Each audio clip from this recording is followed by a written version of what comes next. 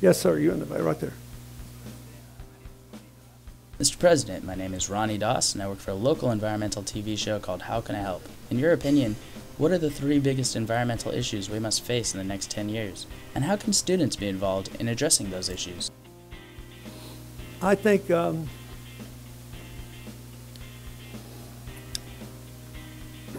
manifestations of climate change in all probability will be the biggest environmental issue everywhere. I think there will be, in many parts of the world, major conflicts over water. And I think there will be food production issues. What kind of food are you going to do? What are the energy requirements? What are the water requirements? What are the waste management requirements? How does climate change interact with that today? There's only 2 countries left on planet Earth that we can find, Brazil and Argentina, that have big chunks of topsoil over 20 feet. I grew up in a farming area, so I think about this all the time. Whenever we go into Africa or into some hilly place in Latin America to work with our foundation, everybody else starts talking, I get down and dig the ground. I want to see what the soil's like.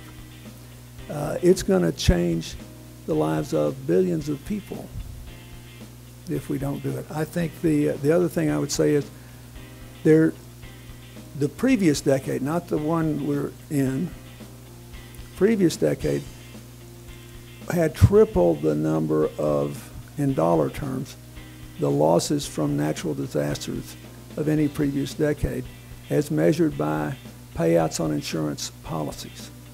We are now getting to the point where some of these things may not be insurable anymore. And so I think that the likelihood is that the climate change consequences will be the most important in terms of agricultural production, natural disasters. The good news is you'll soon be able to travel across the North Pole in the summertime. Bad news is that'll cause the ice not only in the North Pole but on Greenland to melt. That's 8% of all the fresh water on planet Earth is on that island. If it melts and rolls into the North Atlantic, will it block the Gulf Stream? And if it does, could it perversely mean that though the overall planet is warming up, northern Europe and northern Canada will become as cold as they were 700 years ago during a little ice age? And keep in mind, some of those productive economies on Earth are Denmark, Sweden, 2 of the 4 that will beat their Kyoto targets, Norway, Finland, and Canada. What's going to happen to this?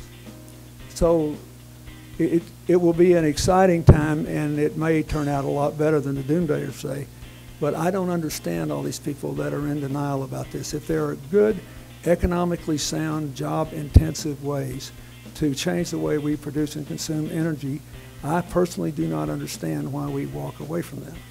And I must say, you know, I'll give you another plug for UC San Diego. Your chancellor here was on my Science and Technology Advisory Council.